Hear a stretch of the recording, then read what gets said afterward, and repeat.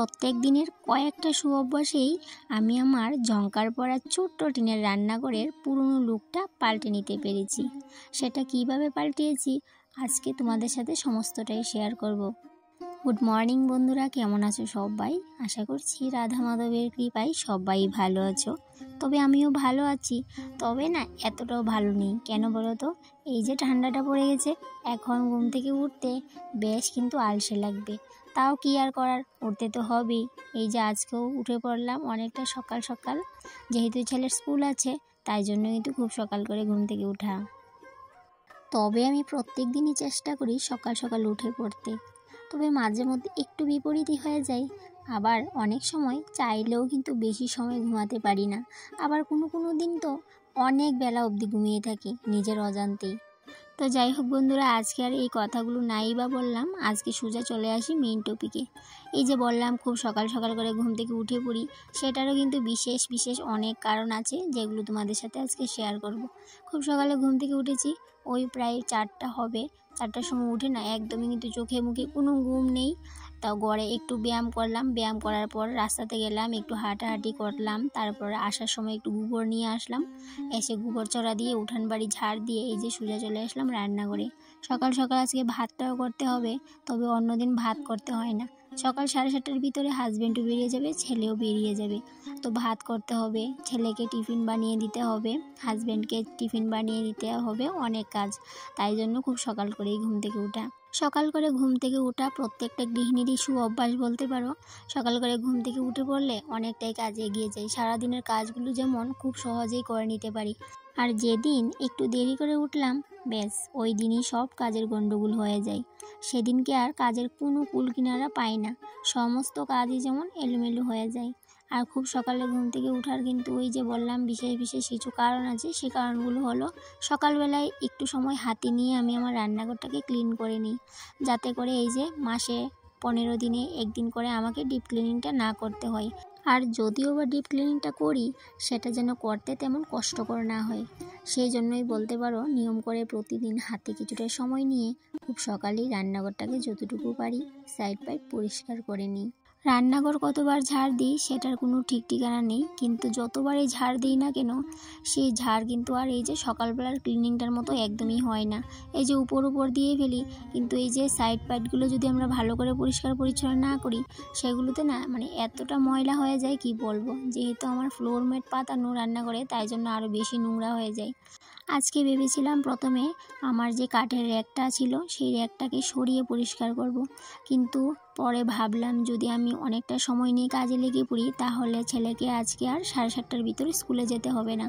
মাথার মধ্যে শুধু একটাই চিন্তা, এখন বাজে সকাল 6টা, 6টা থেকে 6:30টার ভিতরেই আমাকে রান্নাঘরে যা কাজ করি এই যে 8 ঘন্টার ভিতরে কিন্তু সারতে হবে। তাই জন্য আজকে আর র্যাকটা সরালাম না, র্যাকটাকে আমি অন্য কোনো দিন সরিয়ে পরিষ্কার করব। তবে বিশেষ করে সকালের এই ক্লিনিং কাজটা আমি করতে পারি রাতে, যে বুদ্ধি করে আমি রাতের বাসন কুসনগুলো ধুয়ে মেজে রেখে দিই। তাই জন্য সকালে তো আর রান্নাঘরে তেমন কোনো কাজ থাকে না, তখন ওই 8 ঘন্টা সময়ে আমি যতটুকু পারি রান্নাঘরটাকে ক্লিন করে নেওয়ার চেষ্টা করি। তবে কোনো দিন আমার এই ক্লিন করার নিয়মটা একটু ভঙ্গ হয়েই যায়। যেদিনকে আমি একটু বেশি ঘুমিয়ে থাকি সেদিনকে বলতেই পারো এই যে রুটিনটা আর একদমই ফলো করতে পারি না। তখন কি হয় বলো তো, ছেলের স্কুলে যাবারও টাইম হয়ে যায়, তখন আর ক্লিনিংটা ওই যে সকালবেলা করে উঠতে পারি না, সেটা অন্য একটা টাইম বের করে নিতে হয়। এদিকে 8 ঘন্টার ভিতরে সমস্ত কিছু ক্লিন করে এই যে জায়গার জিনিস জায়গা মতো রেখে দিয়েছি। তারপর আর কি রান্নাটাও বসিয়ে দিলাম।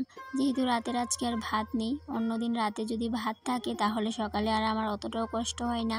ভাতটাকে একটু গরম করে ছেলেকে খাইয়ে দিই, আর হাজব্যান্ডকেও একটু ঠান্ডা ভাতটাই গরম করে দিয়ে দিই, কারণ ওর তেমন কোনো চাহিদা নেই যে ঠান্ডা ভাত আমাকে দিলে কেন বা সেরকম কোনো ব্যাপার থাকে না। তাই জন্য অতটাও কিন্তু আমার টেনশনও থাকে না সকালবেলা। প্রত্যেক দিন সকালবেলা আমার একটাই দুশ্চিন্তা, ছেলেকে কি টিফিন দিয়ে দেবো যাবার সময়।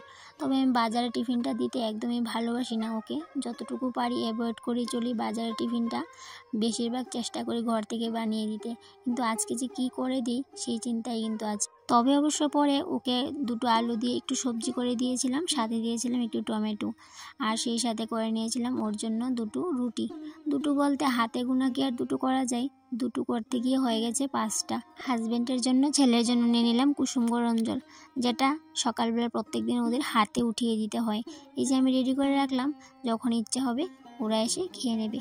তো যাই হোক, এদিকে ছেলের দুধটাও গরম করে নিয়েছি, আর এদিকে ওই যে বললাম আলু দিয়ে একটা সবজি করে দেবো টমেটো দিয়ে, সেই জন্য আলু আর টমেটো এদিকে বসিয়ে দিলাম একটু সেদ্ধ করার জন্য।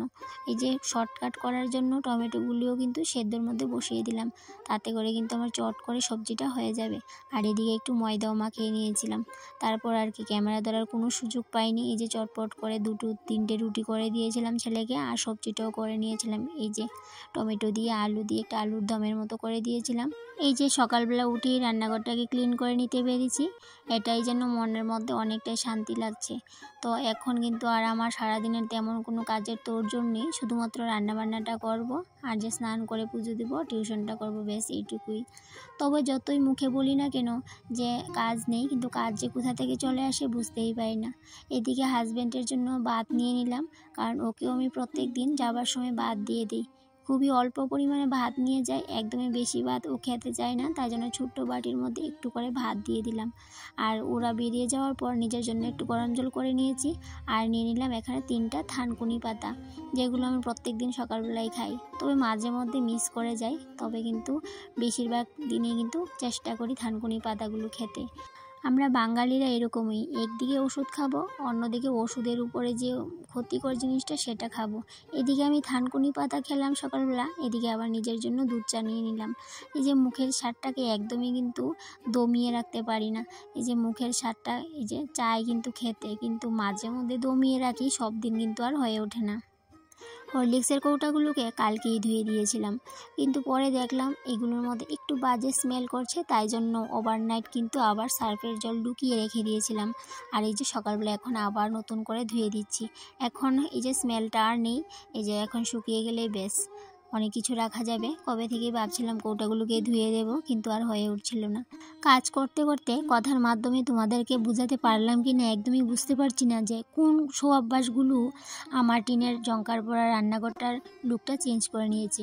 এই যে সকালবেলা ঘুম থেকে ওঠা 8 ঘন্টার যে একটা অভ্যাস, তারপরে এই যে রাতের বেলা বাসন কুসন মেজে রাখার অভ্যাসটা, এরকম আরও অনেকগুলো অভ্যাস আছে, যেগুলো তোমরা যদি কথাগুলো মনোযোগ দিয়ে শুনো তাহলে বুঝতে পারবে যে এই সমস্ত কটা অভ্যাসে কিন্তু আমি আমার টিনের কিচেনটাকে একটু সুন্দর লুক দিতে পেরেছি। তবে সবসময় আমি চাই আমার রান্নাঘরটাকে সুন্দর গুছিয়ে পরিপাটি করে রাখতে, সেটা শুধু আমার মাথার মধ্যে ঘুরতেই থাকে যে কখন কিভাবে সুন্দর করে গুছিয়ে রাখবো। মাসের 4 বার ডিপ ক্লিনিং করার বদলে আমি প্রত্যেক দিন এইভাবে আধ ঘন্টা করে ক্লিনিং করে নিই, তাতে করে আর ওই যে মাসে 4 বার আমাকে আর ডিপ ক্লিনিং করতে হয় না। তো বন্ধুরা, তাহলে আজকের ব্লগটা এই পর্যন্তই থাকলো।